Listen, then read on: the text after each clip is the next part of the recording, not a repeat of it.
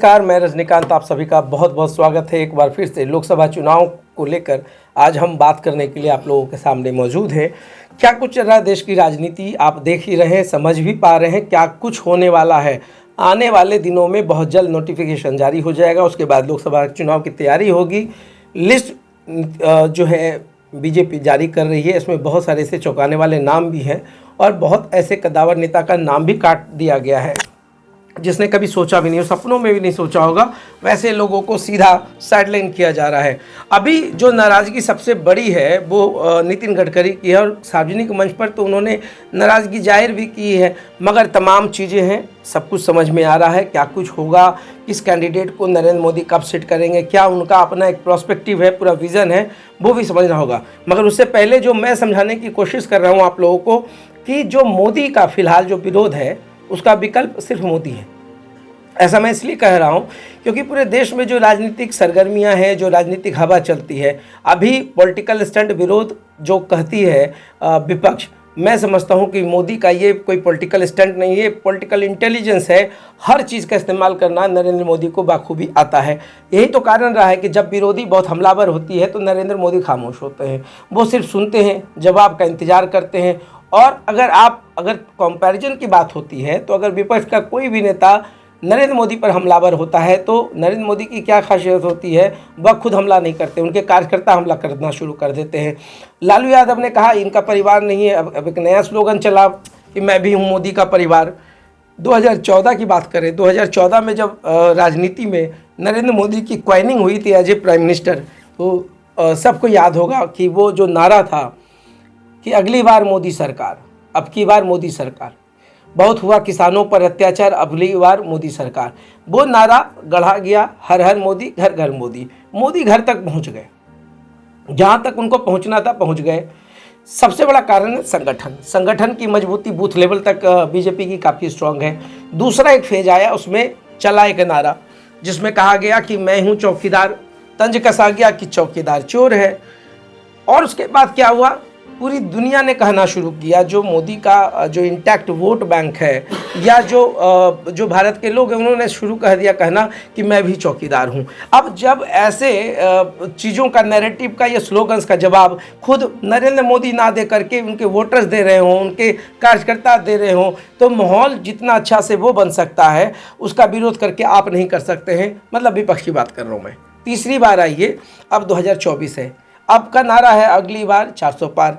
तब राहुल गांधी ने तंज कसकर गलती की, इस बार लालू यादव ने तंज करके कसकर गलतियां कर दी। उन्होंने कहा इनका कोई परिवार ही नहीं है। अब देखिए किस तरीके से सेंटिमेंट के साथ खेला गया। तमाम बड़े दिग्गज नेता, अमित शाह से लेकर सब लोगों ने लिखना शुरू किया अपने ट्विटर पे, एक्स हैंडल पे, मैं भी हूँ मोदी का परिवार। ये एक बहुत बड़ा कैंपेन चला पूरे देश में। और उसके बाद आईटी सेल ने इसको इस तरीके से प्रचारित किया कि हर कोई जो है मोदी का परिवार लिखना शुरू कर दिया। तो ये तो एक बात हुई जो मैं पॉलिटिकल इंटेलिजेंस की बात कर रहा हूँ। अब आइए कि देश में चल क्या रहा है। इलेक्टोरल बॉन्ड पे बीजेपी टेंशन में है। सुप्रीम कोर्ट कह रही है एसबीआई को आप पूरा लिस्ट सौंप दे। अगर लिस्ट सौंपा गया तो पूरा का पूरा जो आपने लेखा जोखा छिपा कर रखा है उसको आपको सार्वजनिक करना होगा, किसने कितना पैसा दिया है। इलेक्टोरल बॉन्ड पे नरेंद्र मोदी या उनकी जो टीम है वो काफ़ी परेशान है। कुछ लोग फंसेंगे, बड़े बड़े कद्दावर नेता फंसेंगे। अब इस पूरे मुद्दे को भटकाना था, भड़काव की स्थिति आ जाती है। अब इनका एक नया वो जो सीए का सगुफा है वो फिर इन्होंने छोड़ दिया। हालांकि इसे कोई फ़र्क नहीं पड़ने वाला है, आप किसी को भी सिटीजनशिप दे, ये आपका अपना मामला है। आपने अमेंडमेंट किया, क्या किया एक्ट में, ये पहले से भी था, पहले भी बड़े बड़े लोगों को मिला है ना। अदनान सामी की बात करें, उनको भी तो सिटीजनशिप मिला ही है भारत में। तो ये कुछ नया किया नहीं गया है, बस ऐसा भ्रम पैदा कर दो देश में कि फिर जो है वो जो खेला हो जाए ना, ऐसा हो जाए कि पूरा वोट बैंक पोलराइज हो जाए और इनको फ़ायदा हो जाए। अभी देश में बेरोजगार पे बात नहीं होगी, बेरोजगारी पे बात नहीं होगी, अभी कोई भी पार्टी नहीं करेगी। अभी जो कांग्रेस कह रही है, अगर कांग्रेस से ये लागू होती तो यही बीजेपी कहती ये गलत है। मगर कुल मिलाकर के देश की राजनीति में देश की चिंता दोनों पार्टियों में से मुझे, या कोई भी राजनीतिक पार्टी जो दावा करती है ना मैं युवाओं के लिए सोचता हूँ, मैं यहाँ की महिलाओं के लिए सोचता हूँ, मैं देश के लिए सोचता हूँ, नहीं, हर कोई अपने अपने गद्दी के लिए सोचता, अपनी राजनीति के लिए सोचता है। सोच जो है कुंद हो जाती है और एक बहुत बड़ा स्पेस जो है वो मीडिया के पास है। आप याद कीजिए, अगर कांग्रेस की सरकार रही, आपको जितना आज़ादी के बाद समय मिला, आखिर क्या कर रही कि मोदी जी विकल्प बनकर आए हैं, कहीं ना कहीं कमियां रही होंगी और फिर आप उसको सुधार नहीं पाए। आज आप कितना भी यात्रा कर लें, कुछ भी कर लें, आज हर कोई के दिमाग में है और इस चीज़ को बीजेपी भी बाखूबी जानती है कि कौन सा ट्रम्प कार्ड कब खेलना है। चाहे वो भारत रत्न की बात हो, चाहे वो किसी कलाकार को सम्मानित करने की बात हो, या तमाम चीज़ें हो, हर चीज़ में मोदी के पास वो ट्रुप का पत्ता रहता है और उसको सेट करना वो बाखूबी जानते हैं। अभी उनका दौर है, अभी तमाम चीज़ें हैं, हर चीज़ को बहुत बाखूबी वो समझते हैं कि इसका इस्तेमाल कैसे किया जा सकता है। तो अगर ये विपक्ष कहती है मैं मोदी को हरा दूंगा, कैसे हराएंगे आप बताएं? आपके पास विकल्प क्या है? आपके पास चेहरा क्या है? आप ठीक है परिवारवाद के नाम पर आप घेरने की कोशिश करेंगे, मोदी जी नहीं घेरेंगे क्योंकि उनको वो तो परिवारवाद पर कोई उनका है नहीं। अब क्या है कि बीजेपी के जो अन्य लोग हैं वो भी परिवारवाद करते हैं मगर चुपके से करते हैं, वो बताते नहीं हैं। ऐसा नहीं है कि सारे जो नेता बीजेपी में होंगे, जो जितने भी चेहरे हैं सब ईमानदार होंगे या किन्हीं के ऊपर कोई ऑफेंस या चार्जेस नहीं होगा, मगर सभी बीजेपी में है ना। आप स्टंट की बात करते हैं, मैं इंटेलिजेंस की बात करता हूं। यही फ़र्क हो गया है कि जब देश की दो धड़ा हो जाए पत्रकारिता में, उस देश में आप किस चीज़ से उम्मीद कर सकते हैं? एक नैरेटिव सेट करता है मोदी के खिलाफ, एक धारा जो है वो नैरेटिव सेट करता है उस विरोध को कुंद करने में कि नहीं सब कुछ है देश में, मोदी है तो मुमकिन है, तमाम चीज़ें हैं।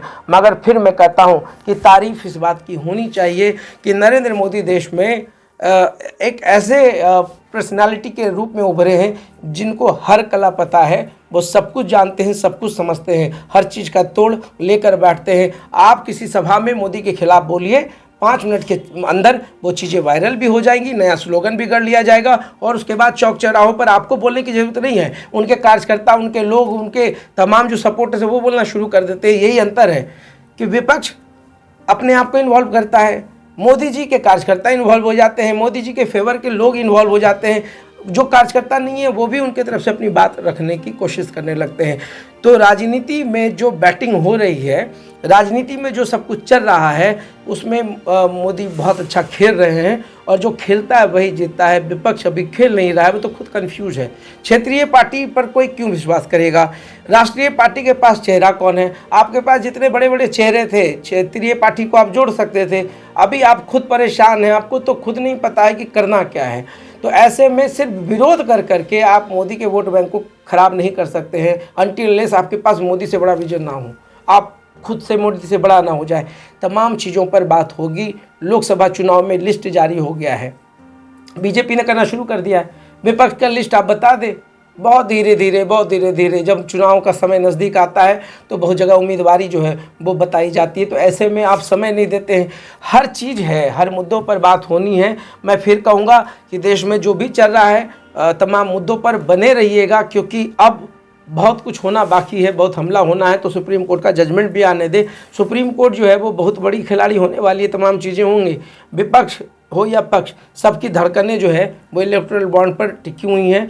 विपक्ष चाहे जो भी कह ले, पक्ष चाहे जो भी कह ले, 2024 का चुनाव बहुत ही निर्णायक मोड़ पर है, काफ़ी दिलचस्प होने वाला है। आज के बाद लोकसभा पर ही तमाम अटकलें, तमाम कयासों पर बात होगी, तमाम संभावनाओं पर बात होगी।